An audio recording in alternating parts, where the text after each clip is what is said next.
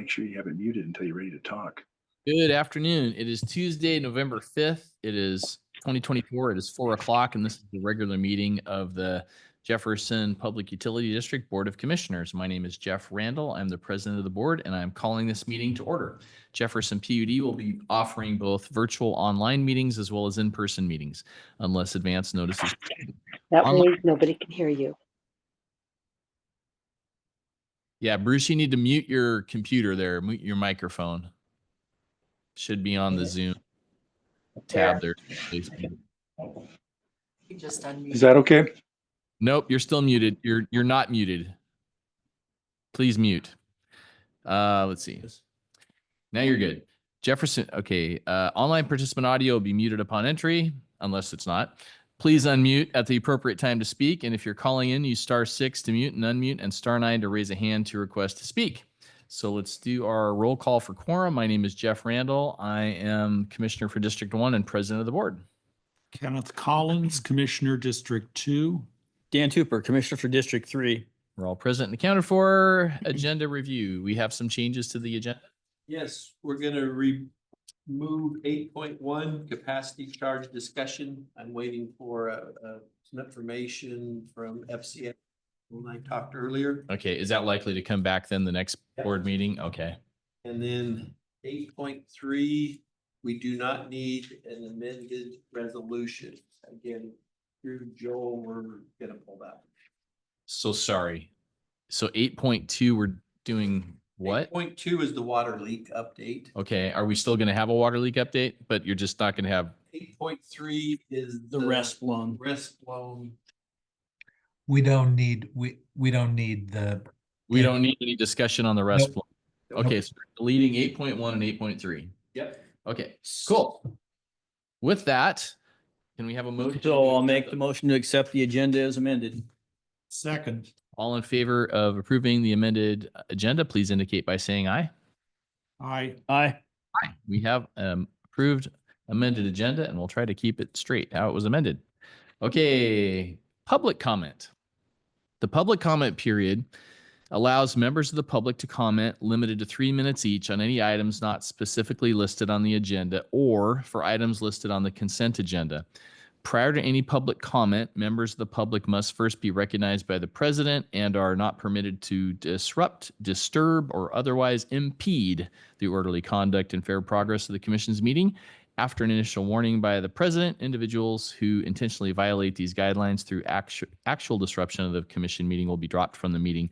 And I know we have the ICERTs on the line for, they have a water leak issue, and I'm presuming that the board would be okay with them weighing in when we get to the water leak policy update. Is that agreeable? It's on the agenda. Yeah, it's on the agenda. So Bruce, no need to make your public comments now. I want you to wait till we get to that item. So does anybody have anything that's not on the agenda or on the consent agenda they'd like to bring up? And I see Tom Tersch has his hand up. So go ahead, Tom. I do. Okay. Thank you. Thank you, Mr. President, and commissioners and staff. I wanted to comment on something that's on the consent agenda, which is the proposed draft for the utility assistance grant shutoff protection resolution.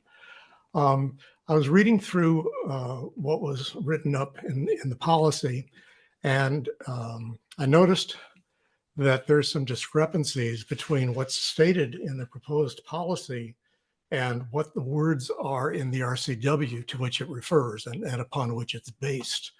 The thing that most caught my attention is that the proposed policy says that the customer must complete the following 6 or 5 steps. The RCW doesn't say that. The RCW says that the customer should complete the steps. It's not a mandatory, it's a should. And then it goes on, the RCW goes on to list the conditions, those 5 conditions. And again, the way that those 5 conditions or 6 conditions are stated in the proposed policy, the phrasing is somewhat different. from what the, excuse me, from what the RCW says. So rather than go through it word by word, I would just suggest that the proposed policy be reviewed line by council so that it actually says what the RCW says and nothing more. And then if the PUD wants to impose conditions above and beyond what the wording of the RCW says, that's fine, but I think it would be best stated separately rather than sort of paraphrasing the RCW and pretending that the words of your policy are actually what the RCW says, if you get my meaning. In other words, Yes. quote the RCW and then add any special conditions that you want. So for example, condition number 2, provide customer service with a statement from an agency that shows what their income is. Well, your policy says that the statement must come from the Olympic Community Action Program. Well, that may be true, but that's not what the RCW says. So that's one example. So I hope that's clear. Excuse me. The other thing I'd like to talk about is the item that was pulled from the agenda, which is the capacity charge discussion. I just make a couple of comments about that. The last time you talked about this, I'm sorry, is somebody trying to stop me? No, I just said you got about 30 seconds. So- Okay, well, you pulled it from the agenda, so whatever. Here's the deal. I am opposed, I'm not opposed to the idea of the capacity charge, but I am opposed to the discussion that you had about giving other government agencies special breaks on their rates. In particular, the one that's coming up in the next couple of years will be 10 megawatt service for the state ferries at the Port Townsend Ferry Dock. And to give that large a new installation any kind of break on their rate, any kind of break on the capacity charges would be wrong. The state needs to pay for what its state needs to pay. And, I just don't feel like, giving discounts to other government agencies is appropriate because any price difference is going to be paid for by the ratepayers, not by the users of the service. And that simply is not fair. So that's my comment in brief. Thank you for the time. Thank you, Tom. So we cannot discuss an item on the consent agenda. Those comments sound substantively enough that we should probably pull that one off the consent agenda and put it on the regular agenda so we can talk through it. I'm seeing everybody's heads nodding. So Joel, are you okay with that too? Being prepared. Yeah, absolutely. That's the appropriate process. Okay. Are there other public comments for items not on the agenda or on the consent agenda at this time? I would like to just say one thing to Tom. Okay.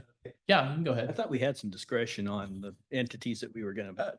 Well, One of the reasons we pulled it is for the ferries. Joel and I talked about that this afternoon and how all this would work together. So we are looking at it through kind of Tom's discussion items. okay. Thank you. Other items that are not on the agenda or on the consent agenda, public comments. And Phil, you got your hand up. Yeah, Phil Stover, District 1. Just want to report that a lot of neighbors are very happily surprised that we've had no outages in our neighborhood in this last wind. With a couple windstorms that I attribute this, at least in part, to the success of the 3-phase extension project that was recently completed. So thanks for that. You're welcome. Thanks, staff. Other questions, comments for items not on the agenda or on the consent agenda? Going once, going twice, seeing none, moving on. All right, so next item is manager and staff reports. Okay, we'll give an update on the transformer, our recent visit with ICPE. Yes, Kevin, General Manager Kevin Street and myself traveled to Pocatello, Idaho last week to review our new transformer that's been in construction for the last year. It's at Virginia Transformer. It's near complete. They were doing the testing. We were on hand to view the testing and get a tour of the factory. The transformer is is scheduled to be delivered next week, possibly as soon as Monday or Tuesday. It will go to the Quilcene substation. It will be offloaded onto some cribbing at first, and then we're making plans for installation so it can help pick up more load this winter. We met with ICPE, our electrical engineering on-call contractor, and they're located in Salt Lake City. We spent a couple days with them. They're working on the designs for the Quilcene substation, which includes swapping out the transformers, and then eventually adding a second bay to the transformer and to the substation. They're also working on all the designs for the Dana Roberts substation upgrades, which we will be preparing to work on after the new year. We've got a lot of work with all of our substations and a lot to do to better manage the increasing loads on our system and make sure that we have more resiliency and reliability for our customers. We also did a review of the Sims Way project, taking down the trees, undergrounding the power line, and expanding the boatyard. Matt Klontz from the port visited with us there. So that project is moving forward. We're hoping to do construction summer, fall for that. So those projects were all moving forward. Some of you may have heard, but I was amazed at the amount of paper that goes inside of a transformer. Just oodles and oodles of paper. Paper inside a transformer? Paper inside a transformer. Can you believe it? Yeah, No, I did don't. not know. I remember hearing from Kevin that they had some paper inside of the transformer, but there's all of these, the core of the transformer is these tiny little metal pieces that are all put together, and then they wrap that all with paper. And then they wind all of these copper coils around that, and each winding is also wrapped in paper. Wow. There's just like half of the PT paper mills out. I But imagine, but it's immersed in oil and there's no oxygen, so it doesn't burn, correct? That's. Yeah, How it's- hot- what is the heat range? How hot do those get, Kevin, and when they're normal operating? Well, we alarm at 75 C and 90 C, but usually they run fairly cool around here. We're very lucky.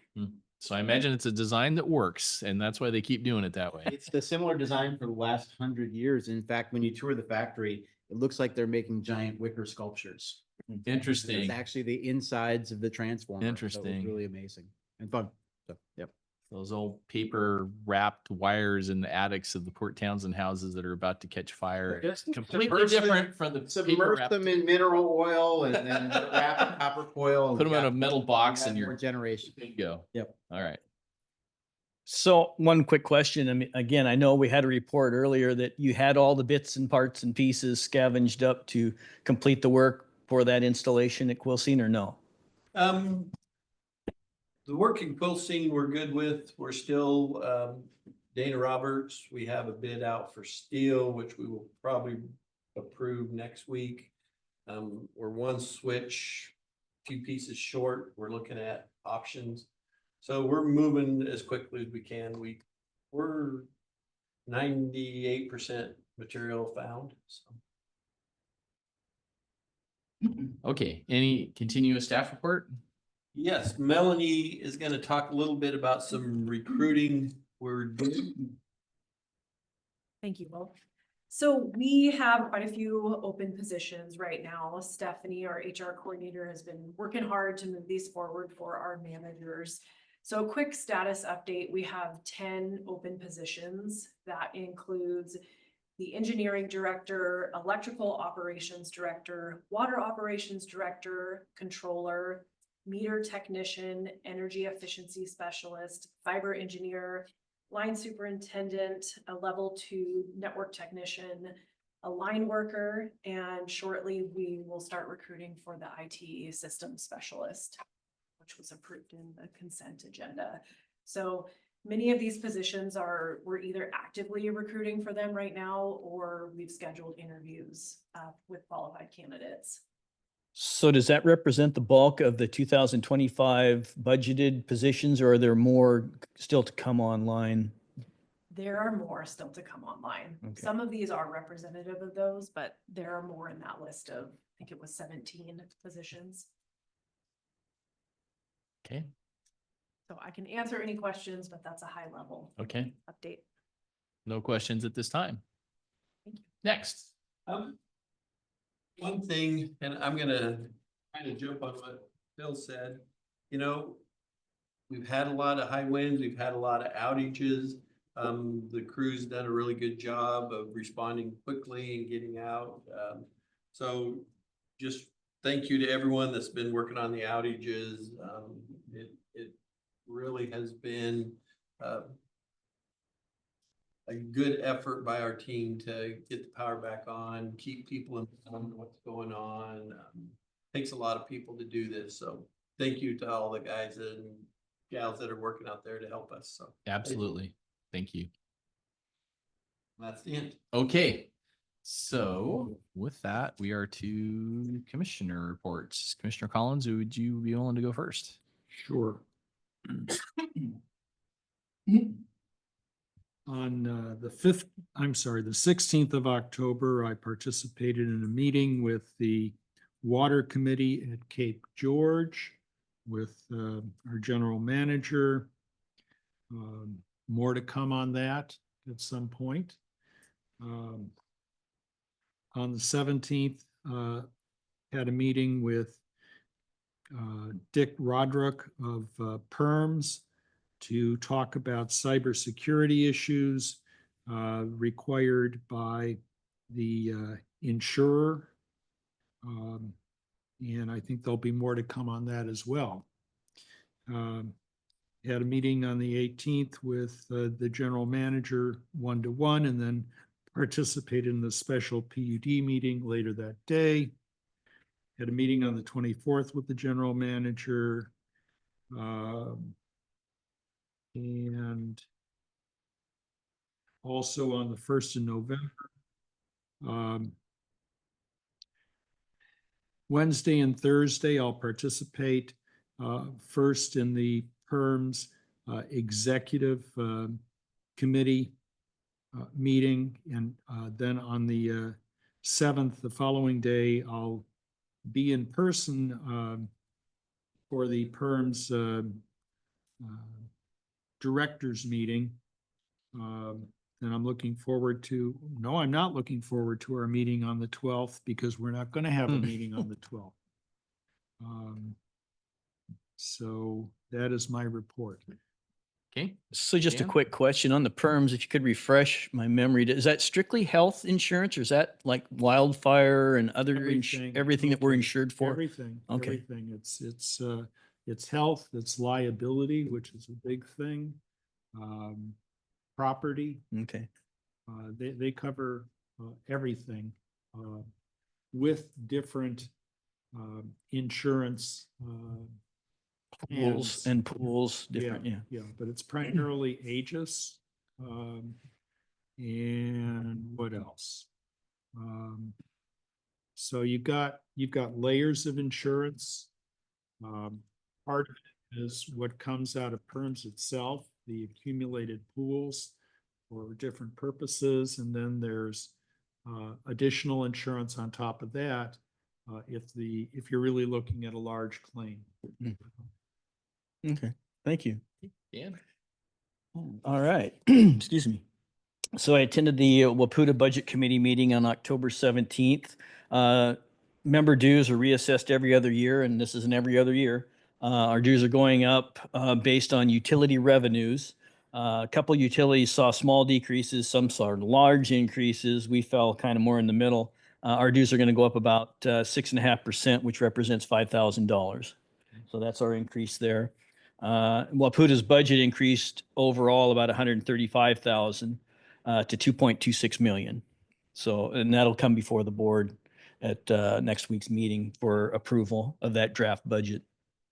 Staffing will be at normal levels. Staff COLAs are being proposed at 4%. And rebuilding the Waputa building maintenance reserve account back up to 150,000. It's under 100,000 right now. That's a priority because I don't know if you've seen any emails or not, but they've had some water damage happen there and some other things and some refurbishment that needs to be done and other things. And even the solar array on there is getting old enough that they're looking at an inverter that's out. So there's a lot of things playing into the building maintenance that are going to have to be dealt with. So that's going to impact the budget in some way before we get to the meeting next week and that gets finalized. What else? Attended a BOC or our BOC meeting on October 18th, met with Kevin Street on October 25th. I attended the Public Infrastructure Fund meeting on October 29th. There were 3 projects that were recommended for funding. There were 4 put in and 3 were recommended for funding. The Port of Port Townsend Eco-Industrial Park project near Jefferson International Airport, which we have a stake in that as well. We are going to do some infrastructure there as part of that project. Is going to get $487,000. The city of Port Townsend will get about $160,000 for work on Lawrence Street infrastructure. And Jefferson County Public Works will receive $203,000 for the Quilcene Complete Streets projects, which I think that's going to probably complete that project. That's been on the books for a long time. They've been trying to get funding, and it looks like this might be the final tranche of funding to get that thing completed out there. And it was a total of $850,000. Initially, we were going to have $600,000 available, but the county pulled a previous awarded project, which was in Glen Cove, off of there, and that rolled $250,000 onto that current pot of money for these projects to all get funded fairly close to what was being asked for. These were all reduced amounts, and then that project will move forward and get put on in the next tranche or next round if the county decides to move forward with that project. So roughly how much money per year is, and I realize it might vary depending on how much they want to award, but roughly about how much money do they have per year for that? And that thing? question got asked, and the county administrator was not willing to give a good number on it, but it's usually $1 million, $1.2 million. I think, don't quote me on that, but I think in the past it's what it's been is about $1.2 million. And I don't know when that money comes in, if it's mid-year, early year, I don't remember. And again, the linkage for that money is it's supposed to be going for things that help economic development. Is that right? Yeah. I wonder, I know we've got a big list of projects, and I know we're gonna try and leverage some state and federal money, but and that kind of money, $1 million is kind of a small dent in what we have, but I wonder if like some point maybe we could go for some money there, because it seems like if our electrical grid is not functional for growth, it's going to significantly impact economic development, whether it could be match money that could help us go after something else. I don't know, just And we received money in the past for the Quilcene Water Mhm. reservoir tank, and Okay. a couple of tranches, and it was like $300,000 total So something to between think two. about. Yeah. Something to Oh, think no, about. no, I agree. I agree. Ellen, on the original ask with the ports project is, the PUD is participating. Right, So we'll get about $100,000 for infrastructure upgrades through that. for the undergrounding and other work there. Okay, cool. And let's see, so, yeah, I talked about the increase in the funding and why that happened. So that's covered. I participated in a Waputa Executive Committee meeting on October 30th to discuss the process for the Executive Director's evaluation/review. The Executive Director also gave an update on, again, some of that water damage that's transpired and other things they were working on, again, with the building that were already existing, issues that they knew about. And she was taking steps to evaluate the damage and get the materials and contractor repair estimates on damage and things like that. So it's moving along pretty quickly to get some of that stuff resolved. Okay. I attended the Jefferson County Fire Chiefs meeting on November 4th. Chief Black from East Jefferson thanked the PUD, and I'll pass that thanks on from him, from the Taylor Shore community down there in Paradise Bay, down towards the Hood Canal Bridge. That was where the gentleman came and talked about the trees that he had planted under the lines that we had to remove. And then we were coming back in there to do some tree removal, vegetation management, and they were all very happy and thanked us for the professionalism that our crews and our people down there that they dealt with. So, Okay, so he was able to work out his tree issues. well, I don't know about him in particular, Oh. but this Chief Black lives down in that area, I think, and so he wanted to pass on the thanks Chief from Black me, was happy. from the entire community. Yeah, from the entire community down there, that they were, the level of professionalism out of utility, they appreciated that. Okay. So whether there's certain individuals who may agree or disagree with that, I can't say. So that was just the information that I got from Chief Black Okay. on that particular thing, because he lives in the neighborhood down there.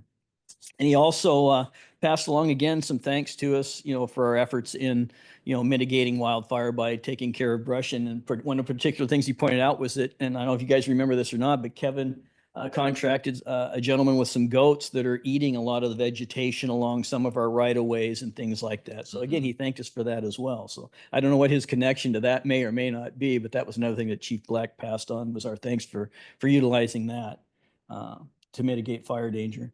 I met with GM Street later in the day on the 4th. I will attend the PPC annual meeting on November 6th and 7th. I will attend the NOAANET meeting on November 13th. And I will attend the Waputa meetings in Olympia on November 14th and 15th. That's yours? That's me.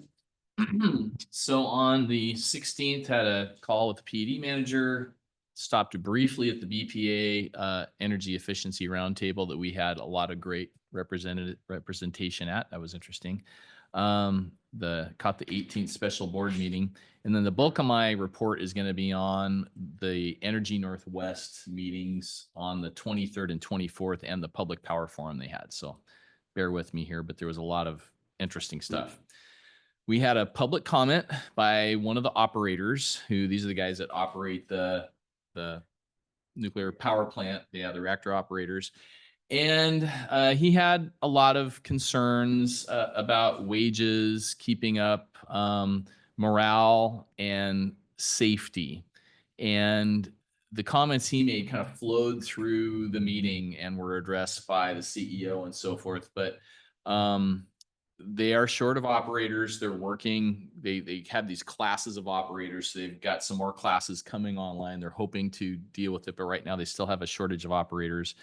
There has been some maintenance issues at significant ones at the Columbia Generating Station, and one of them relates to this, the generator that's spinning, and I can't remember if it's 8,000 times a minute or whatever, but it's this really fast spinning turbine, and it's got a significant vibration to it. And they tried to fix it last time with something that I didn't quite understand. It was like flushing oil through it or something to try and smooth it out. Didn't work. This time, when they have their next power outage, they're going to spend $20 million to try and reinforce the attachments to the building, the concrete base. So it's like, I was almost imagining like your engine vibrating and your mounts are shot and you need to like do new mounts or something, but it's a pretty significant issue. And that gentleman met with Bill Patisa, and Bill Patisa is the outside nuclear expert on the board. And he was, Jim Bear was talking about the, all the issues they have in the operating room with sensors that are going off and have been locked out because they can't fix them right now. And Bill was listening. So that was an interesting conversation. So that's an armature on the generator itself. It's not part of the nuclear process. Well, correct? So the nuclear The steam is making generator the steam, runs and then the the generator. steam is running through the turbine. So this is turbine vibration. Mhm. Yeah, but they have just one turbine. It's gigantic. We got to find, and they're hoping to make improvements on that next time they have an outage. The financial report, Columbia Generating Station power is listed at being generated at a cost of 4.1 cents a kilowatt hour, which is, pretty affordable. The Packwood hydro plant is at 13 cents a kilowatt hour. They've had lots of maintenance issues, and I don't know what else going on that's really made that facility expensive. Was that hydro? What was? That's hydro. That's hydro. Yep. And then the Nine Canyon Wind Project is running at about 8 cents a kilowatt hour. The executive board had a strategic planning workshop in August, and there was a few things that came out of that. John Sabin, the president of the executive board, said the two big issues from his perspective are facing Energy Northwest and the region are climate change and a reduction of carbon in the atmosphere and resource adequacy, the need for more clean power. And his statement of keeping Columbia Generating Station going for a full 80 years from when it was first established in, I think, 1977 or something is a really important goal. He said it's as important as any new hotshot energy project. I thought that was an interesting quote because we spend so much time talking about new nuclear. He said keeping this one going is just as important. The region is at a minimum needs 100 megawatts of additional power for whatever BPA rate period, and it may be a lot more than that. the next, let's see, Yeah, the reactor uprate's supposed to be like 200 megawatts coming up next year, isn't it, on the next fueling? I can't remember if it's 200 or it's 150 180 or or something, something. yeah. Yeah. BPA is looking at making a commitment by 2026 for putting out an RFP for securing this new tier 1 power. There may be around 9% power increase and a 20% transmission rate increase from BPA. They then, when they set those rates, they have a federal administrative process about how they do it. They allow for comments, and they were just talking about, are they anticipating what's called a contested rate case? And right now, Grant and Chelan PUDs are maybe going to contest it, which just puts it into another process. It doesn't mean going to court. It just means how BPA's agency rulemaking process occurs. Let's see. Okay, the big news was the new partner for the small modular nuclear project, which has now been announced as Amazon. And they've reached an agreement. Energy Northwest has reached an agreement with Amazon to contribute $500 million in funding towards the small modular nuclear project, which would be the first 4 modules, which I think is a 320 megawatt project. And the big news is basically that these data companies now are not just going to be consuming energy. They're going to be looking to generate energy, and they're looking to do this all across the country. Energy Northwest, and I'll tell more about that. Energy Northwest has been active in the current election to provide educational information on the Climate Commitment Act and how it would affect the small modular nuclear project. Currently, they're set to get $25 million from the Clean Energy Fund. If the Clean Energy Fund is repealed by Initiative 2117, it throws that money possibly into threat of going away. Let's see. Joel Cook was there from BPA.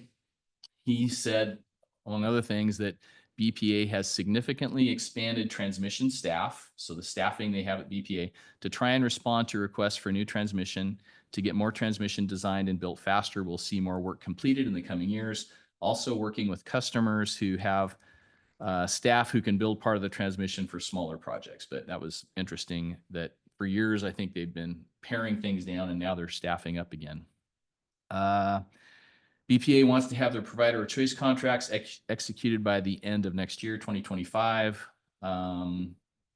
Tier 1 high water mark and the contract we won't know until August of 2025.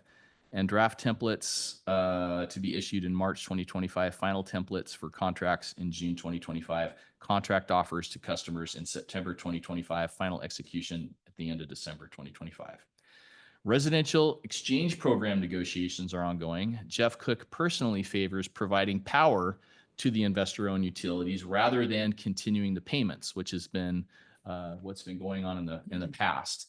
And he said that the goal is to get the settlement right. Last time the value got skewed and BPA was paying investor-owned utilities too much. Markets. This was kind of interesting because I heard something boil down about this markets, like the Markets Plus versus Cal ISO, differently than I ever heard it before. So the BPA staff has made a recommendation to go with Markets Plus, the SWPP. BPA hired E3 to evaluate both markets and using a production cost model to evaluate the CAISO model versus the Markets Plus model.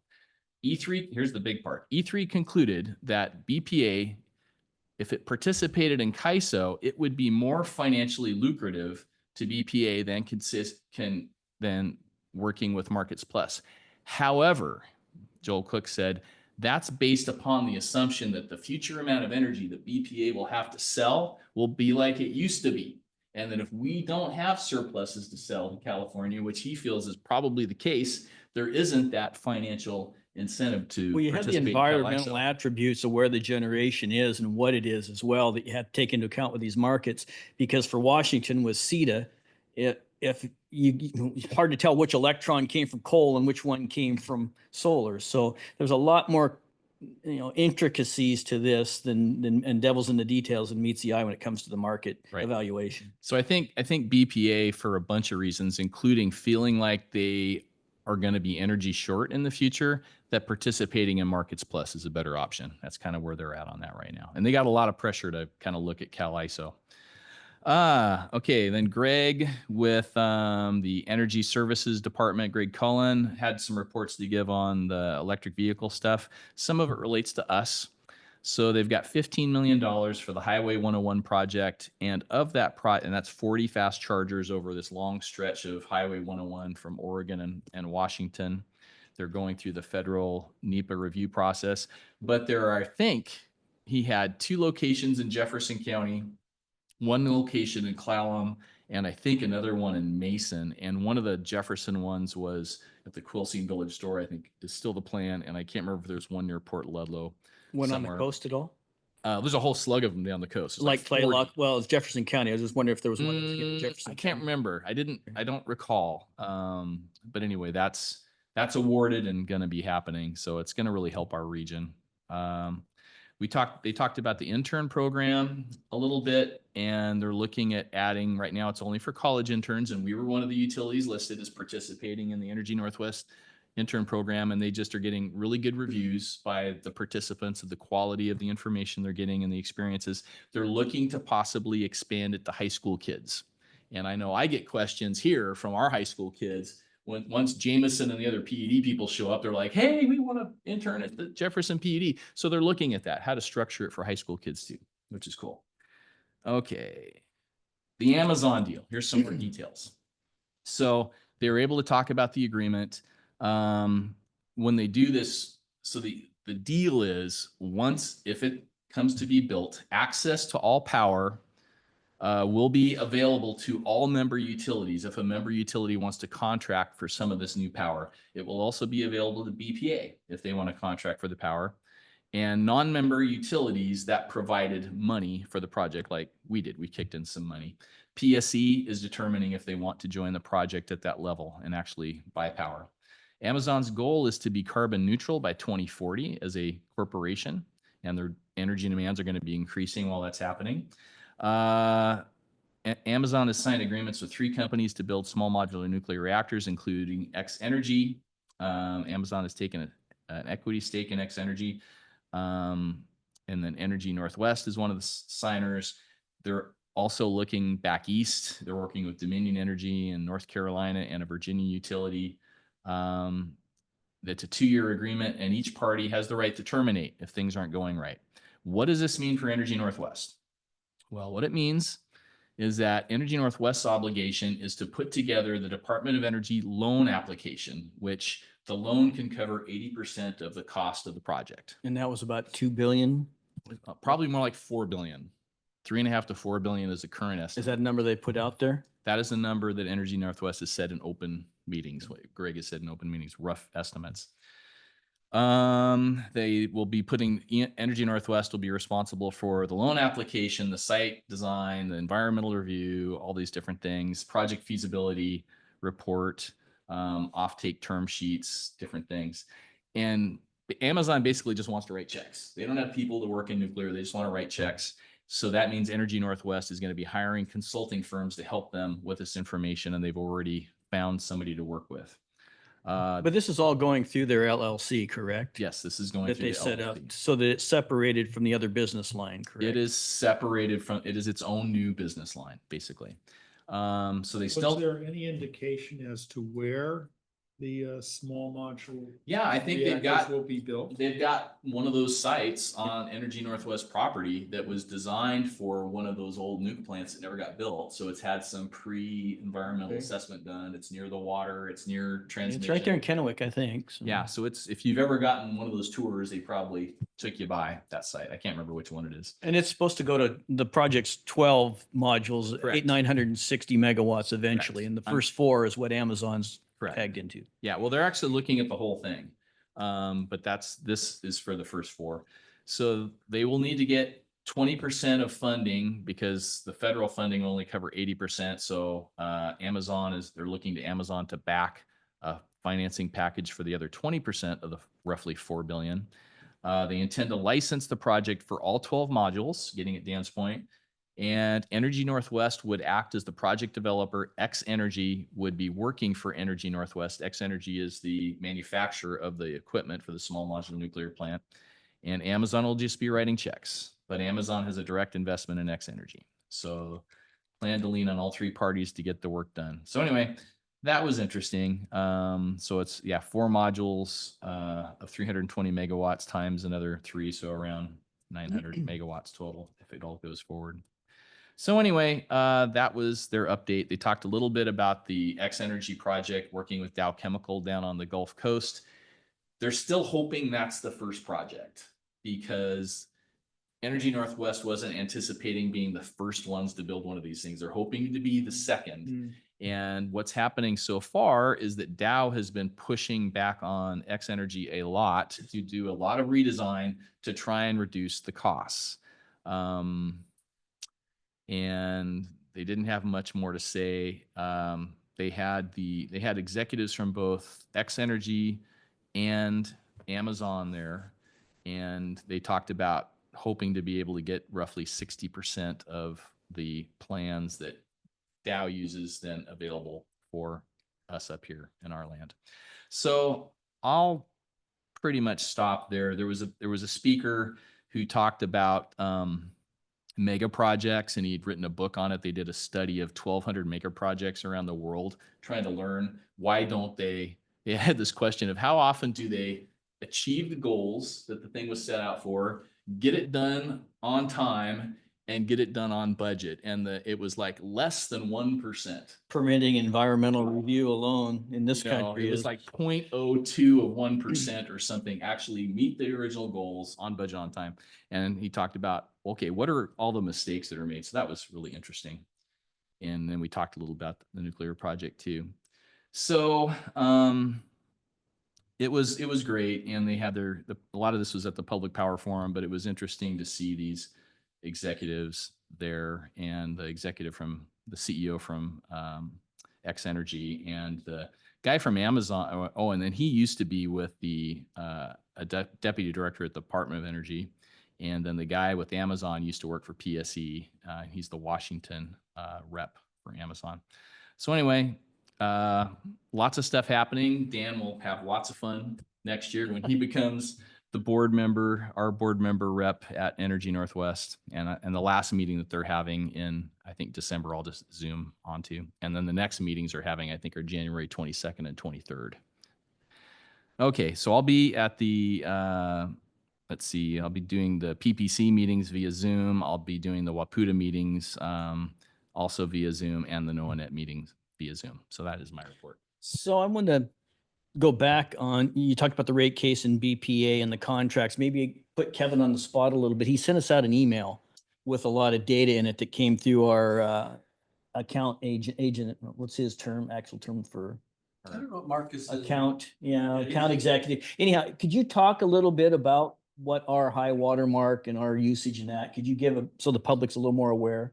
Well, in a nutshell, what we get an annual report from BPA that says this is our forecast for next year. In the last couple of years, well, this year and next year, our energy usage is down, and they're actually estimating it down in 2025. Total amount of kilowatt hours, That we megawatt hours consume. we're Hours the buying, energy, using. That we yeah. consume. but the peak demand will be higher. Yeah. And that's the worst scenario for the PUD. Mm-hmm. You want those to be opposite. We'd like our peak to go down and the energy to go up, but and it's not only our utility that BP is forecasting these numbers for, it's throughout the region. So is it safe to assume that that will be another negative rate impact for us? Negative in the sense that rates would have to cover some of that So on the next rate case?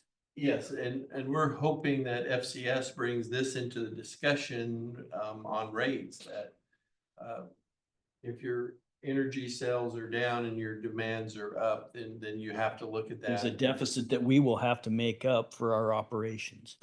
It seems like that whole area, just because we've got, that long 20-year contract coming at some point, but then we've got this next kind of 2-year rate case, that 3-year case. 3-year actually. rate case, that it seems like having a workshop on that at some point, before things are happening so we can get a little more informed on it would be helpful. 'Cause Yeah, this is I agree. complex. And a lot of this happens at PPC and they talk about it and Yeah. I don't understand half of it and I'm there all the time listening to it. So But, and that's you why don't I have, rely on Kevin a little more. right. And you don't have necessarily the context of how does it affect us specifically? And I guess that's what I would be really interested in. knowing. Well, I think the other thing, the other component of this we need to keep in mind is our contract high water mark could conceivably be reduced from what it is currently. I don't know how the equation plays out at the moment. So part of our review with the BPA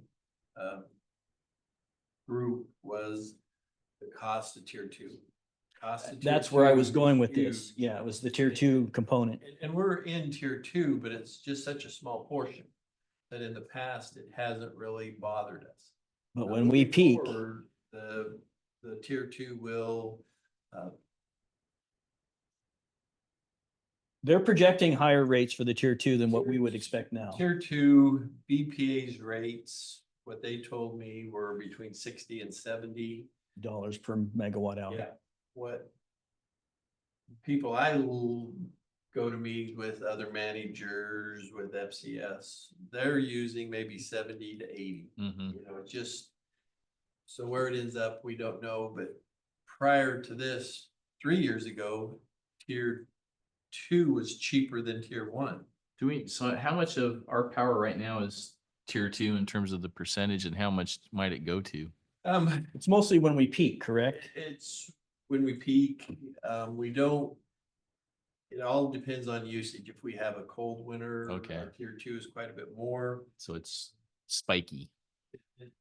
Definitely spiky, and one of the things we're having FCS look at is any new load over a megawatt then becomes a rate that's a contract with the board.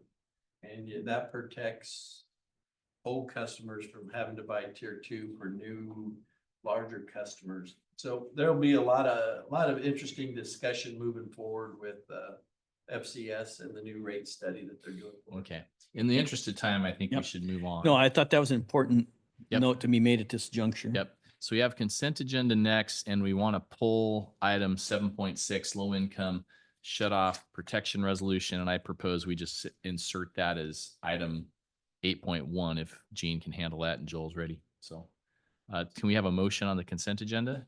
So moved.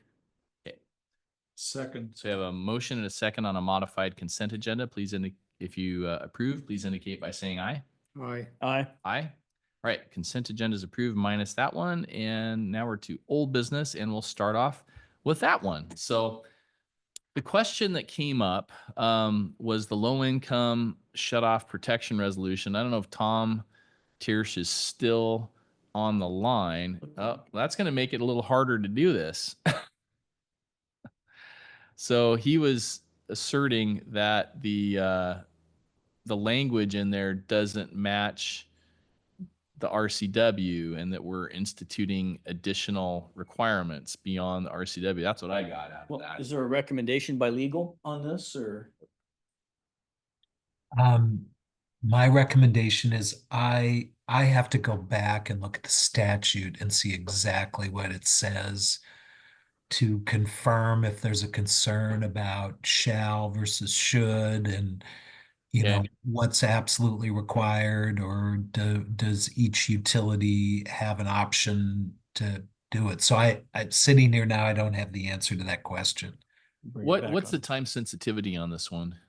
We don't have funding until the first of the year, so there's. Anyway, Okay. Bring it back. I'll work with Gene on just you know, confirming. and as detailed as Tom is, knowing that he's probably gone through it with a fine tooth comb, I wonder if anybody could reach out to him just to ask him as a courtesy, hey, if you've already looked at this, can you Yeah. any notes you have? I mean, Tom is usually happy to do that. Yes. Found in it's the first sentence or second sentence that he's talking about of the policy itself. Okay. Um, Which page is He that on? referenced several requirements, I think, though, of this 5 or 6. So it's more than just the that. must or should, in the packet, it's page 76.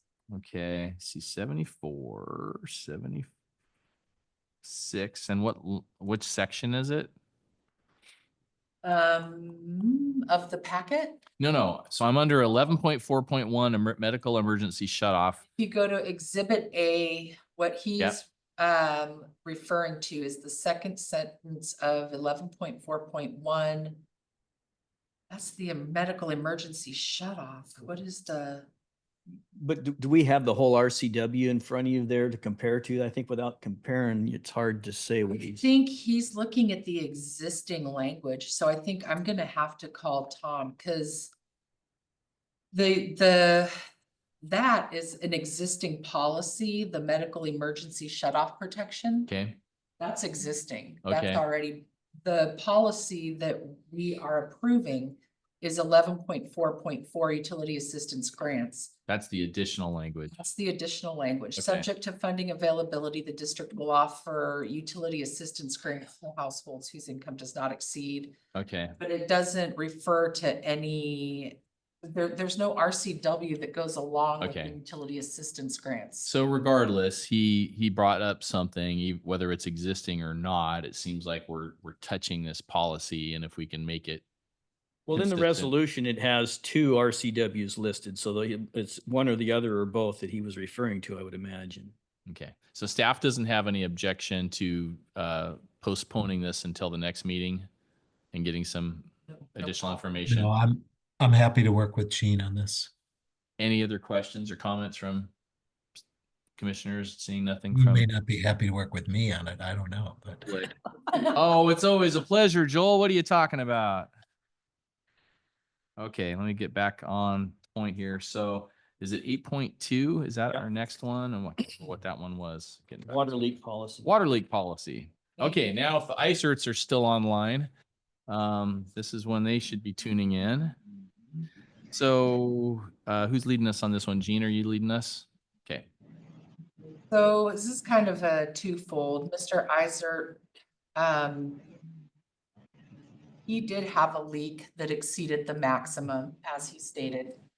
And we needed the board to make a policy call. I spoke with Joel, and Joel felt that the limitations to the policy are stated in the first line of that policy. And Will, can you get to it in that? or- That's 10.3.3.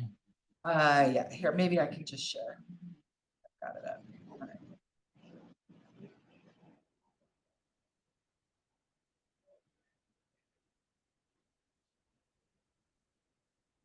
All right, let me get rid of it. Page 83 is the beginning. Mm-hmm. Okay, so customers who experience high bill due to water leak may be eligible for an adjustment on their water bill not to exceed $1,000. That is the limitation of the policy right there. Mm-hmm. The rest of this policy was written to describe the process that we used to make that adjustment. And you'll remember, and it's in the resolution, we added that $1,000 cap when you decided to allow irrigation leaks, because the size of those leaks are massive. Be unlimited almost. Yeah, Okay. it's huge. So that process is still the process. We just cut it off at $1,000. Okay. So the conversation that I've had with Mr. Isert, and again, the situation is on his house, between the meter and his house, a leak developed. He was informed that there was a leak by PUD staff who were out there, and it was like 275,000 gallons or something Close, yeah. like that, something around there, lots of water. There wasn't any evidence of it. It was like going underground, good sandy soil or something. And so then he got it fixed, it sounds like fairly quickly. And then we went into this process of determining what's the fee. So what I've heard from him is that, and there's this line that Calculated at a higher tier rate. well, yeah, and there's this line that we're proposing to delete this line that says, once the estimated loss is calculated, the customer will pay the first year water consumption rate for the lost water. So that sounds like that's existing policy. He's saying that we didn't do that, that once I emailed Gene and I said, hey, Gene, could you treat this like a math problem and just show us, here's the leak, here's the rate, here's the $1,000 credit, here's what you owe. I have something prepared to show you. Okay, We have we reduce it to the first leaf. Let me stop share and reshare this. Because what's the breaking point, like 5,000 gallons before you go to the next tier, or 10,000 gallons, and it's over 100,000? Something like that. I didn't go look, but I know the policy's tiered for like 3 different Okay. breaking points. So here's the rates right here. You can see tier 1, 0 to 5. This is the per gallon rate here, base fee, capital surcharge. So this is not Mr. Isert's, but it's close. I made this ultra simplified to make it easier to explain. So the first step is we calculate the May average, because this leak happened in May, and we're gonna say it was, he was billed, or this customer was billed for 275,000 gallons. we're taking his situation and kind of creating a hypothetical customer that's basically, so Yes. we're not discussing a customer's personal information. Exactly. Okay, good deal. So, we take May 21, May 2022, and May 2023, that usage, and we average it.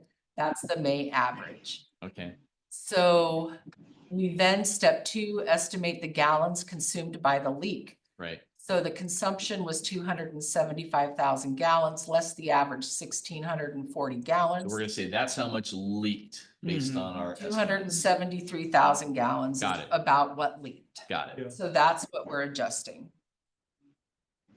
So we calculate out that 273,000 gallons at the tier 1 rate. And could you scroll back up again? Which is the showing lowest rate. Tier 1 is the Tier lowest. Tier 1 is the lowest rate. It is, 0.0038, and then tier 2 is 0.52, and tier 3 is 7.0. So you're showing it at the lowest tier 1 rate. Okay, yeah, please go back down. Okay, okay, so tier 1,038. 1 rate consumption is 1,038. And so right now we're calculating his responsibility. Okay, So 3-year average usage, 1,640 and that falls within the base tier. So that's his average usage. There's his base fee. His responsibility at this point is 1,119.61. okay, So to get that to him, we have to apply a credit to his account to bring it down to that. We don't just bill it out at another rate. We have to account for that original billed water, because that goes into our sales, that goes into what we've produced and what we've sold. We have to maintain that number. Okay, you just lost me, but keep going. I'll bring you back once. Okay, I'm Tell me so the whole sorry. story. I'm so sorry. That's all right.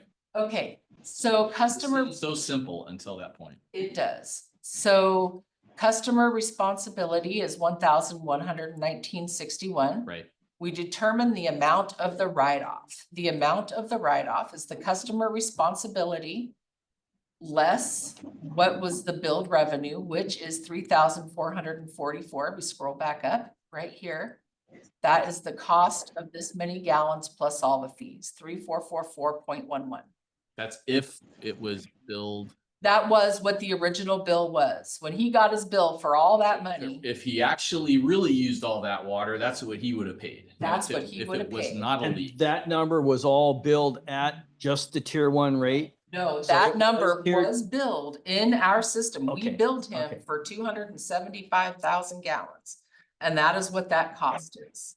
And Right, we're- but it's broken down by each level. The first 5,000 was the 38 cent. So we broke, that We number did on his represents bill. each different tier being billed. Okay. Yes, on his, that is what showed.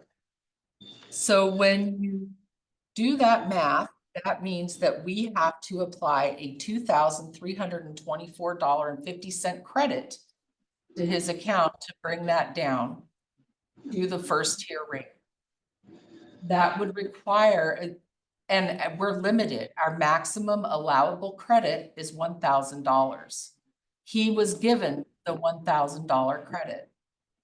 What he's asking for is for us to give him the credit, this total credit here, which is outside of that $1,000 limit. Yeah, I'm hearing his argument. I'm hearing your argument. And now I'm trying to read the policy to understand what I really think the policy says. And if I agree that the policy says what you say it says, or if I think the policy says what he says it says, because I can hear the different logics in the thing. So I'm just going back and Did run that to Joel before Right. making my final decision. so I'm just going to read through this slowly. Customers who experience high water bill may be eligible for this $1,000 credit. Okay, fine. But it's a question of, okay, how do you calculate what's owed first before you deduct the credit? Customer will be responsible for all charges on the account until such time as the adjustment's granted. Okay, blah, blah, blah. Customer service will offer alternative payment revenue, blah, blah, blah. And then the current policy is once the estimated loss is calculated, which we've said 200 and X thousand gallons, the customer will pay the first tier water consumption rate for the lost water. Fine. The customer, okay, now you've got, this is added language. The customer will also be responsible for paying a one-time processing fee, which is down there later. It's in a different section. How is that $25 defined? Than the fees section. Okay, I can find that. And bear with me. I'm sorry I didn't go through this and follow all this stuff before the meeting. I just couldn't get it. 14.3.3.4. Where is that in this packet? It's not in the pocket. Oh, But that's just a one-time fee. How much is that fee, Gene? $25. Yes, I mean, that's all it's referring to. so what I don't understand, Gene, is it seems like we're saying we lost all this revenue and we want to charge you for it. And I don't see this policy supporting that. That's what I'm seeing. I'm seeing the plain language of the policy is saying, if we determine you have a leak, we'll charge you at the lowest rate. And that's that lesser amount. I'm not seeing a basis for this additional 3,000. I'm sorry, can I jump in? Yeah, Gene? go for it. The conflict here, I guess the way I read it is if you read the first sentence, it's pretty clear to me that the intent of this policy is to only grant customers with high bills due to water leak $1,000 credit. Got it. So what Gene has done is demonstrated that the actual cost from the leak, which we didn't cause, it's not our responsibility. We feel badly that there was no use put to that water, but that water was on the customer side, right? So they should get $1,000 credit, of which Gene granted her. The problem is that we then go on to say that we're going to calculate the rest of it at the first tier, and the first tier is a really, really low rate. So the result is that even though we have charged them accurately of approximately $3,400, after we apply the $1,000 credit, they're still entitled to a $2,300 credit. And I guess the question for the commission is that really an incentive for customers to avoid leaks? So do we have a calculation as to what the customer would owe if in fact the 275,000 gallons were at the first tier only? Isn't that 1,119? Yeah, so that if we build all that out, it would be right about $1,000 or $1,100. It would be different for Mr. Iser because these are not his numbers, but it would be close. Right. In other words, and if then we gave him $1,000 credit, You know, $119. approximately. So another question, why are we proposing in this policy to strike the reference to once the estimated loss is calculated, the customer will pay the first tier water consumption rate for the lost water? Why is that proposed for striking? Because it simply speaks to process of determining the amount of the credit. We don't need to have process in our policy. I think it's messy. Okay, for me, it's not a process, it's determining, it's saying a rate. It's saying you shall use this math. So if we use that rate, then I would suggest striking the maximum allowable credit being $1,000. So one of those has to go. Okay, and that's kind of the way I'm not being antagonistic. Oh, For me, it's like things happen and then we apply our codes and we figure out, does this make sense? And Well, and again, we feel badly for these kind of instances, and this wasn't an irrigation leak. This was an actual residential leak. Let's- So again, that compounds it even more, that it's hardship in a lot of different ways. But my question for this was going to be, as you mentioned earlier, the way we have to track the water usage that we produce and what our costs are. What is the financial impact of the utility for writing off these kind of big losses that happen? I know Joel used the term, and what's the incentive for people to watch for leaks or fix leaks if we're just going to write it all off all the time? So that's not my question is to staff as to how do we track the water and for what purposes? Who do we have to answer to for the water we use or the revenue that we did or didn't receive? Does that make sense?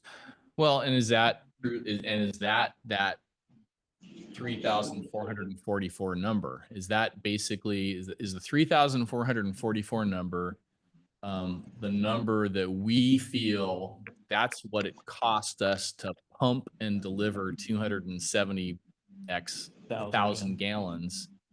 Well, of course not, because of the fourth tier rate is included in that. That's how, if you go back to when you initiated that fourth tier, it was to incentivize. Is encourage conservation. Conservation is what it was aimed at. So our costs aren't that high. Our costs are not that Yeah. high, That's but if there's no incentive to fix the leak, or if this was Mr. Eisert aside, this situation aside, if we don't put something in place to make people watch their usage and make them the responsible party, then we will be writing off revenue for a department that is low on revenue. right. So what I see in the current policy is that we have a conflict. And going back in time, what you're saying is the policy historically said, if you have a leak, we calculate the leak, we'll charge you for the leak amount at the tier 1 rate, period. That used to be the policy. Yes, before Yeah, we shaking know his that, head. that was the policy. Okay. No cap though. Right. Yeah. And then we said through irrigation and said it could have lots of water. Let's put it at, and what Kevin, what you're saying is that you thought, or staff thought, that the total credit would not exceed $1,000. That's what you, that was, you thought the intent. I will say this though, we rewrote this policy 4 times. I remember. You know, because little things would come up and really, and this is my opinion, but on the customer side of the meter, that makes a difference, whether it's irrigation or a leak. We can't work on their side of the meter. We don't do anything there. That $1,000 was, okay, we want to be good neighbors. We want to be a good PUD, but the responsibility does rely with the customer. Yeah. Okay. So if there is a leak, whether it's irrigation or somewhere else within the system, how soon does the customer find out that there's a problem? It could go on for a month. In a billing cycle, basically. Well, sometimes they straddle, right? Because it starts in the middle of the month and you don't quite catch it. So usually 2 months is max. Okay. And you know, it's.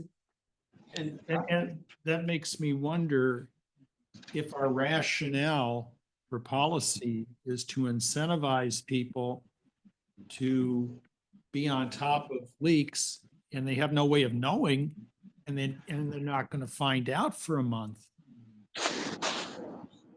How reasonable is that? Yeah. So I guess what I'd like to do is get our clarifying questions out of the way. I'd like to let Mr. Eisert and anybody else who'd like to comment and ask questions, and then get back to deliberation policy. Does that sound okay? Any more questions right now? No. Okay. Mr. Eisert, you guys have been really patient. Would you like to comment or ask questions? And it's not going to be a back and forth thing. Please just say everything you want to say, ask any questions, and have it be within 3 minutes. Are you ready for that? And you need to get your microphone. I'm ready. Can you hear me? We can hear you. Yeah. Go ahead. Okay. Bear with me because this is the first time on Zoom, so I apologize for that. But I think I pretty much said everything I wanted to say in my emails and my discussions with staff. So, I don't want to take up more time regarding that, but, I would certainly like, I would certainly like, I appreciate the $1,000, first of all, that I appreciate that. But I would hope that the statement that says, once the estimated loss is calculated, the customer will pay the first tier rate. I would hoping that there doesn't appear to be any limitations or cap with that statement there. And so I would hope that, our leak, which, we didn't know was happening, our water pressure was fine, and there was no visible sign of leak. So it's hopefully just a one-time thing, and it's certainly, we're diligent about watching, making sure we're not wasting water. I just think it's fair. It's fair to have for a one-time occurrence that happened like this, that our water rate we shouldn't be penalized by having a higher rate. It doesn't make sense. We're not, I see it as a demand strategy, and like you were saying, so it just seems like we're getting penalized on top of everything else by having a higher rate. And we did do due diligence and repairing it right away. So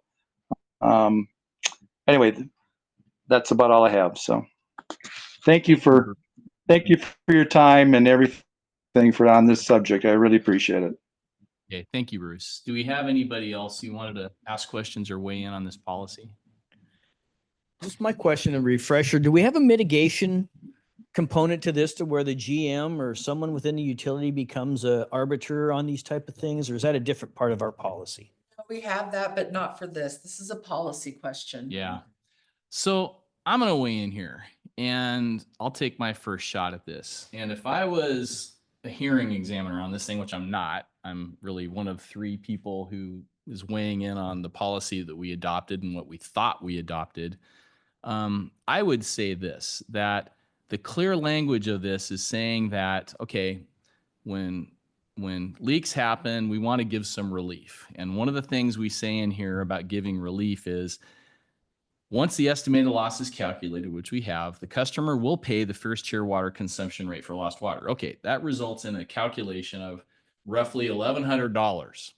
Okay, then I go back and I read the first sentence. Customers who experience a high bill due to a water leak may be eligible for an adjustment on their water bill not to exceed $1,000.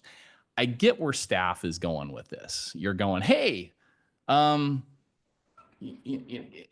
somebody could argue, just like Ken did, that okay, my bill's $1,100, and now I get to take 1,000 off of it. It should only be 119, and staff could go, this is ridiculous because our lost revenue is 3,000. So my interpretation right now, which I would suggest we adopt, is that, and I think we need to change this policy. And the way I would interpret this policy now, as applied to Mr. Isert, would be he should owe, the $1,119 plus the 20 whatever dollar fee, period.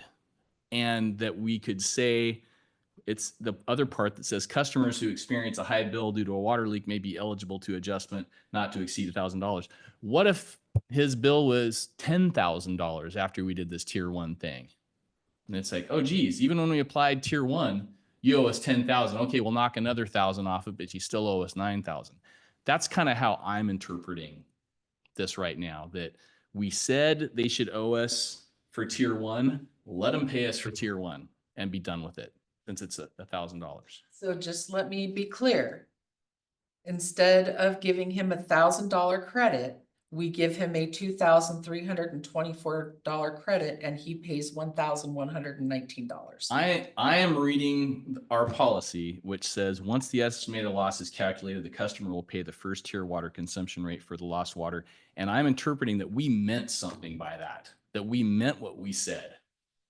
Not that plus the other thing equals something else, and gee whiz, we feel like we lost a lot of revenue, therefore we feel like this is too much. I feel like we should give intent to the plain language. If we don't like the plain language, we should adopt something else. And I'm hearing staff say that the cost of generating that water was not $3,444.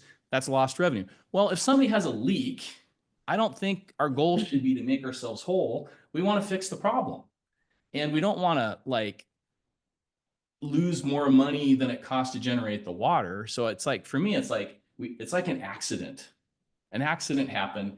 Can we make ourselves whole by fixing the accident and move on, not worry about lost revenue, you know? So that's where I'm at.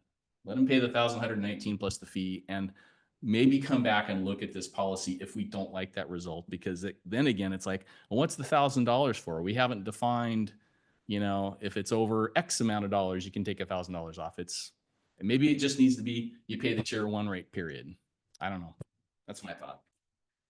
Well, there's two questions. One is, we have this instance under the current policy. How do we want to interpret the policy now? The second question is what do we want to do after this instance to change the policy? Correct. So again, kind of conflating the two things that right now is, how do we interpret this through legal? You know, again, we don't want them to have to file something against us or us file against them over the cost of what this is going to amount to. So what is the interpretation by legal counsel? I guess that's how I have to look at this particular instance. What is the outcome that, you know, covers us from litigation? And I guess I look at these two sections, I think they conflict, because I think if we adopt what staff is saying, I don't think we're implementing the clear language of the policy. And I guess, Joel, you could argue otherwise, that you think what staff is arguing is clearly supported by this policy. I don't think so. Well, it's not as clear as it should be. So I hate to punt it back to you. I really think this is a policy question. And I think it really begs clarification by the policymakers. So, you know, I think you're within your authority to take either position. And I'd recommend that you know, however it is you want to come down, that's up to you.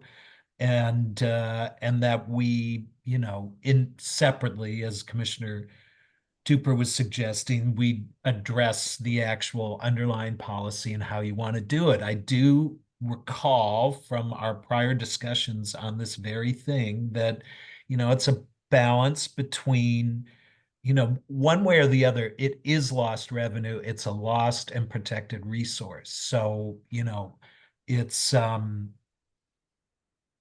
know, there's a reason you collect money on the sale of the resources that you're selling. And I will point out, back in the day, people wouldn't get the leaks fixed. It would go on for months, and it was just, well, I couldn't get a plumber in, and we would recalculate this so this one's tough, because there have been many examples in the past before the policy, because the policy has helped us a tremendous amount. But before the policy, it was abused. They just didn't fix the leak. So is this the way that staff, we're kind of beating up on staff here, so I apologize, but I was staff once, and you just take it, and you can't shoot back as staff. You can't shoot at the crowd, and you can't shoot at us. You're not allowed to. Only he can. But so is this the way that staff has been interpreting water leaks for a while now? Since the policy was written. So if we have a large leak like that and the adjustment is greater than $1,000, they just get the $1,000. Yeah. And I guess maybe it's just me. I just don't see in here from this language that it says we're gonna, you know, it doesn't make any sense. No. This whole less billed revenue, I don't see where that comes from. The less For billed me- revenue? That's was that a question? Yeah, I don't see where it's supported in the policy. By the use. That's his original bill. That's what he was originally billed. And so we subtract that from Yeah. the customer responsibility. It looks like it's added. My question is that sentence which is in red, which is now, has a line struck through it. Was that in effect when we billed the customer? Yes. Okay. So it strikes me, my interpretation of the sentence is that he should have been billed at the first tier rate for the $275,000, and I also, gallons, it makes a difference. But really it's gets getting screwed. late. It's getting late. It's election night. But I also see that the first sentence says not to exceed $1,000, which means if we build them at the tier 1 rate, we could say, you know, we're writing off a significant amount of money, and we're going to give you a small credit. You owe us the $1,119 25. plus 25. And given the size of the leak, we've determined that we can only give you a $100 credit. Since, you know, since the overall context is that the amount of, that if the customer knowingly had consumed that much water, his actual bill would have been $3,400 plus. So can I get clarification? Because what I think, I think what I heard is you bill them at tier 1, Right. the $1,000 goes away. So leaks that are fixed in a timely fashion would be billed at the tier 1, Ken? And there would be no limit.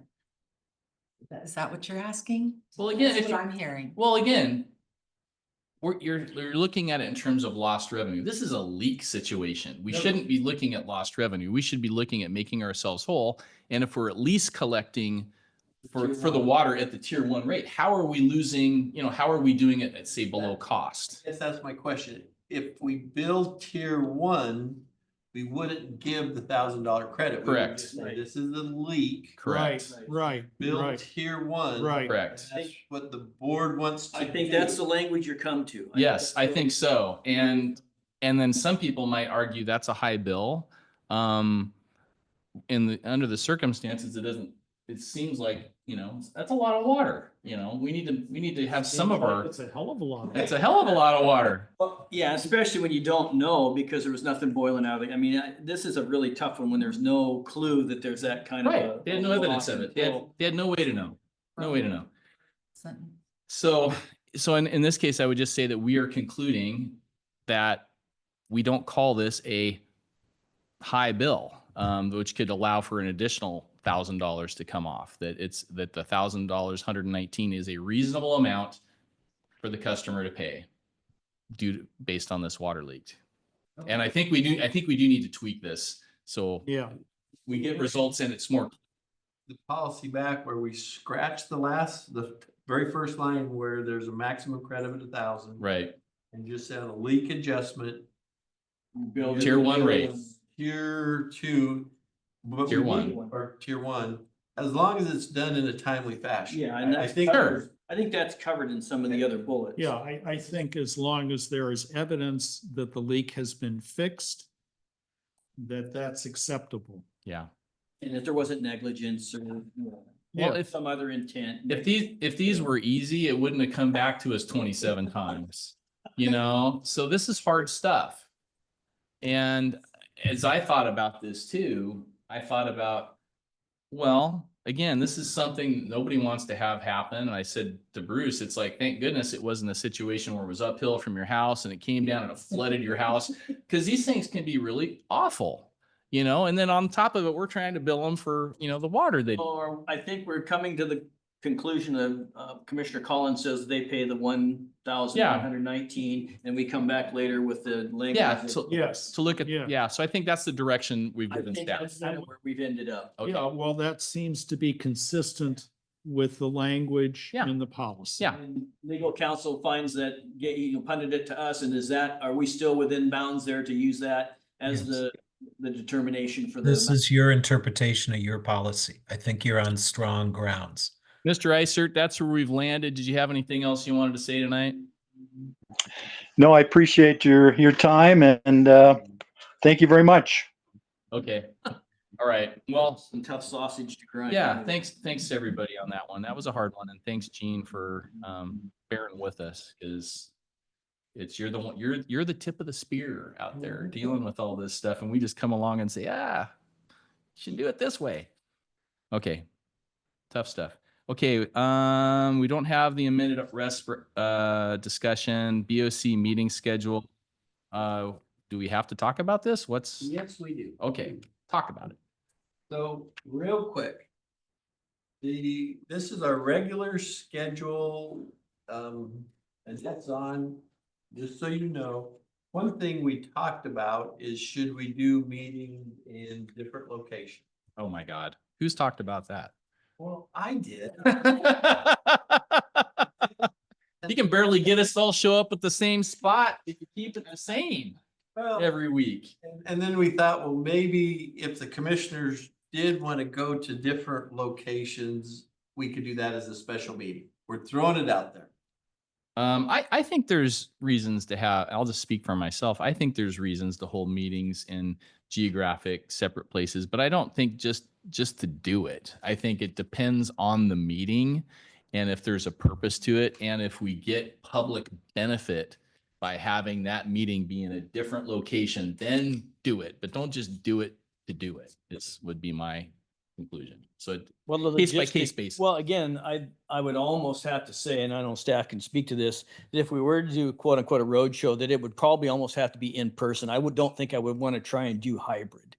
Oh, yeah. Because we're going to the crowd, so to speak. I think hybrid would complicate it. Am I wrong, or would it be easy to do hybrid in that scenario? Well, I'm gonna say with our new broadband initiative, anywhere we have broadband, we would have the best network connection that grants can buy. I just, speaking from it, go ahead. But you have to ask the question, what's the point Yeah. then of going out to different locations? And I think that the regular meetings should be held here. People are familiar with it. Yep. And if we want to do a special meeting somewhere else, again, because it relates to a local issue, that makes sense to me. Absolutely. Like Yeah. Cape George, for Yeah, instance, if we wanted I to mean, go. there's been things we've had in Cool Scene and other stuff, and you get more people there because you're talking about something that relates to that community and you're not. But I think for our regular meetings, actually, we've gotten better participation by being more consistent with our start times, going to like this 4:00 thing. This is when you show up if you want to hear about stuff. So I'd say don't mess with it. It seems like it's working unless we have a special thing that makes sense to move it. And that will be happy. Yeah, Cool. I'm fine with just keeping this the way we. Okay. Anything else on this one?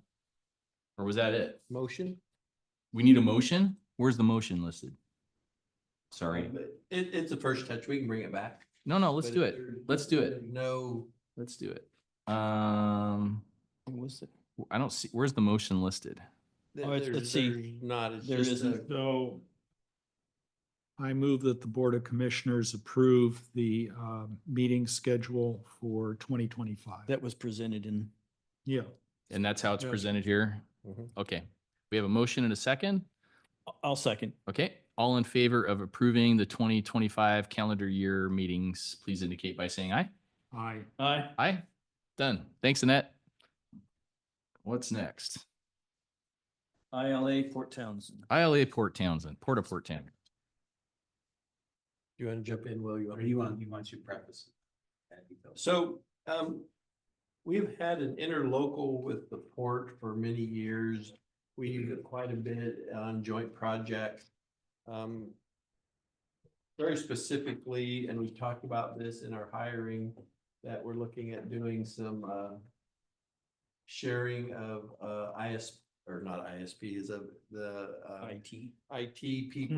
Mhm. And this would allow the interlocal to enter into agreements with the port sharing IT personnel. It's kind of a small change, but it is.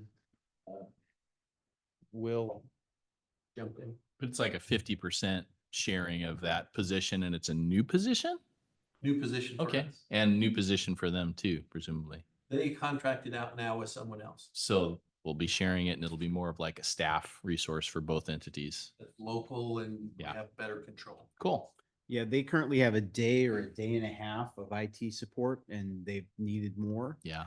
So this allowed us to get some extra skills and extra support for our IT team and then pay for part of that by sharing that with the port. And then would both organizations provide office space and et cetera for them? How would that work? It's the person would be here. Yeah, and Okay. a lot of they would do a lot of, they'll do a lot of in-person setup at the port. And then a lot of, just like they do here, a lot of the support will be remote after that's all complete. Okay. Board questions? And then with the rest of it, I cleaned up some language in the ILA. Originally, it mentioned only wholesale broadband because that's all we could provide Yeah. at the time. So I removed all the references to wholesale, updated just the costs for the staff to be whatever the current rates are, and it just clarified what we would own, which is any broadband infrastructure we put in or any electric infrastructure we put in. And then the port would own any of the IT equipment that they purchased. Okay. So I see I'm looking at the highlighted Yeah, I was interlocal. trying to understand So that. are we looking to change all the dates on this one? And, or just add things or subtract? How exactly are you looking at the interlocal now of what you're going to do with it? Do we What- need a complete Highlights were all the changes. I didn't have originally I was working off of a PDF and I couldn't. Right, do so the I guess this is subtract. maybe a question for Joel. Do we need a completely new ILA? Or do we need to change the date in any way or shape or form on the existing one? I mean, Or is it's it- just simple language. I'm looking at the agreement 20th day of January 2021. So that's the original ILA we have with them. So do we need to revamp the whole thing? Or can we No, I just- think we were anticipating just amending the existing interlocal agreement. Okay. And if it needs if it's expired, we need to extend it.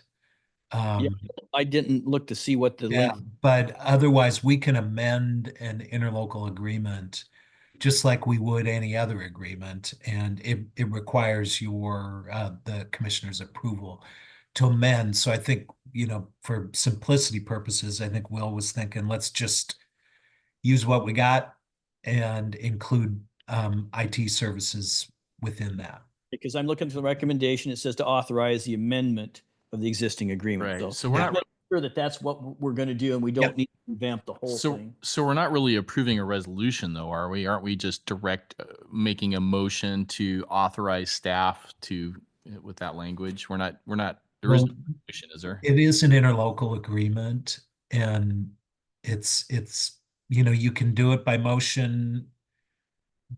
But I think, interlocal agreements need to be posted on our website Mhm.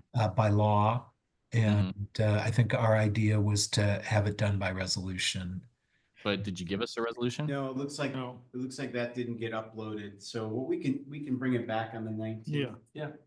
We do have a resolution, so. I Okay. apologize. Let's just throw it on consent. Yep. For the next one. Yeah. Is that cool with Yep. everybody? Thanks, commissioners. Thanks, guys. So do All we right. need a motion to put it on consent? I think what we just did is fine, because that'll be the actual, When you adopt the consent calendar next week, next meeting, that'll be the approval. that is the direction. Okay, so then we have broadband grant loan contract. Sounds Yes, so exciting. good, Jeff. No, I just said, it sounds exciting. Yep. So Tell us we more. brought this up before. This is the match funding to cover cost overruns on the Olympic Fiber Corridor and the Jefferson North projects. We originally applied for 4 million in loan funding to cover those, in low interest loan funding to cover those anticipated overages, and we were awarded 1.2 million in grant funding and 2.8 million in loan funding. 0.42% interest over 15 years. And there's a 10% or 10% cash match. Okay. Yep. So And then the recommendation is to approve a resolution, which this time we have. Okay, authorizing the general manager to accept the Washington State Public Works Board Broadband Program Grant and Loan Award for the North Olympic FTTP Match Project. Okay, questions from the board? So what I heard was we wound up in a better position than originally. We thought it would all be a loan, and this one is actually a loan grant combination. Correct, So we yep. wound up, I don't remember, but the interest rate couldn't have been much different, I would imagine, or 0.42. 0.42 is the standard Yeah. interest rate for their broadband. So we wound up in a better position than originally we thought we would be. Correct. And where is the interest rate listed on this? I 0.4, it's right here on the front cover page. I see the percentage. Fiscal In impact. bold. Is there an amount though? No. Did we calculate the amount that interest would be? Yeah, I think there's a sheet here that shows interest expense. Oh, I think yeah. Oh, yes, you're right. Yeah, Read it's that about for a while. 16, yeah, 17,000, and it decreases from there. Okay. Every year. But there's no total on that. No. I can get the commissioner. Well, quick, yeah. Roughly looks like around 100 50 a grand, year, it's probably 150,000. 100 and something. If you Okay. average it out, probably. Okay. Any other questions from commissioners? Do we have questions from the public on this one? Seeing none, I entertain a motion to approve this resolution. So moved. Okay, and the resolution is authorizing the general manager to accept the Washington State Public Works Board Broadband Program Grant and Loan Award for the Northeast Olympic FTTP Match Project. So we I'll have a motion. second. Second, nothing else. All in favor of the motion, please indicate by saying aye. Aye. Aye. Aye. Approved. Thank you. Excellent work, Will and team. Appreciate it. Awesome. Well, unless I'm mistaken, we have reached the end of our agenda. Any objections? Seeing none, it is now 5:36. We're ahead of schedule, but we accomplished a lot, including some tough stuff. And we worked together and we got it done. So we've reached the end of our agenda. It is 5:36. We are adjourned. Have a good night, everybody. Drive Thank safe. you. in the dark. Thanks, everyone. And it's not blowing 40 miles an hour out there, so. Yeah. Not everyone. And safe election night too. Election? It's election night.